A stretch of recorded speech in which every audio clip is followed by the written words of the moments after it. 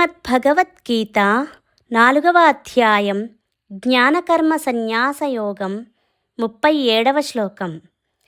యథైధాంసి సమిద్ధోగ్నిః భస్మసాత్ కురుతేర్జున జ్ఞానాగ్నిః సర్వకర్మాణి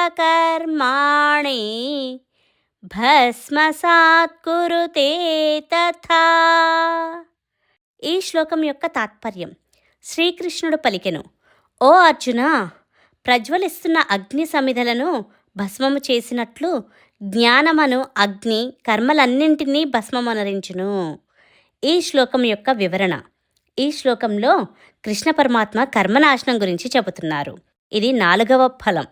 సర్వకర్మ నాశనం జరుగుతుంది అంటున్నారు. ఇక్కడ కర్మ అంటే కర్మఫలం.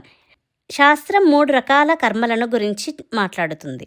అవి సంచిత కర్మఫలం, ప్రారబ్ధ కర్మఫలం, ఆగామి కర్మఫలం. సంచిత కర్మఫలం అంటే గత జన్మల్లో పోగు చేసుకుని ఈ జన్మకు తీసుకొచ్చిన పుణ్యపాపాలు. అందులో నుంచి కొన్ని కర్మలు ఫలించి ఈ జన్మనిస్తాయి. దాన్ని ప్రారబ్ధ కర్మ అంటారు. ప్రారబ్ధ కర్మ పుణ్యపాపాలు ఉన్నంత వరకు ఉంటుంది. అవి క్షయమవగానే జీవితం పడిపోతుంది. ఈ జన్మలో కొత్తగా కొన్ని కర్మలు చేస్తాము. వాటి వల్ల మరికొన్ని పుణ్యపాపాలు వస్తాయి. వీటిని ఆగామి కర్మ పుణ్యపాపాలు అంటారు. ఈ ఆగామి కర్మల్లో కొన్ని వాటిని తీవ్రతను బట్టి ప్రారబ్ధ కర్మలుగా మారుతాయి, మరికొన్ని సంచిత కర్మల్లో కలుస్తాయి. వాటి వల్ల పునరపి జననం, పునరపి మరణం పొందుతూ ఉంటాము. అయితే ఇక్కడ అన్ని కర్మలు దగ్ధమవుతాయి అంటున్నారు కృష్ణ పరమాత్మ.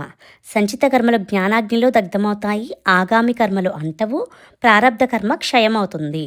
ఇది ఈ శ్లోకం యొక్క సారాంశం. అగ్ని యథా ఏధాంసి భస్మసాత్ కురితే అంటే అగ్ని అన్ని రకాల సమితలను, కట్టెలను బూడిద చేస్తుంది. కానీ అది ఎటువంటి అగ్ని అయి ఉండాలి? అందుకే ఈ శ్లోకంలో జ్ఞానాన్ని పెద్ద జ్వాలతో పోలుస్తున్నారు. జ్ఞానం అంటే అగ్ని. మనం చేసే కర్మలన్నీ అగ్నిలో వేసి కాల్చి బూడిద చేస్తారు అంటున్నారు. అలాగే జ్ఞానాగ్నిలో అన్ని కర్మలు దగ్ధమవుతాయి. సర్వకర్మాని భస్మసాత్ కురుతే.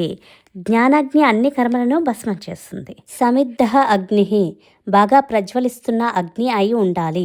ఒకవేళ అది చిన్న మంట అయిపోతే ఆ మంట ఆరిపోతుంది. అందువల్ల అగ్నిలో ఏదైనా వేసే ముందు ఆ అగ్ని బాగా మండేలాగా చూడాలి అంటున్నారు. ముందు శ్లోకంలో సర్వపాపనాశనం అంటున్నారు.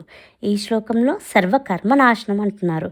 ఈ రెండిటికి మధ్య తేడా ఏమిటి అంటే, సర్వ పాపనాశనం అంటే పాపం మాత్రం నాశనం అవుతుంది.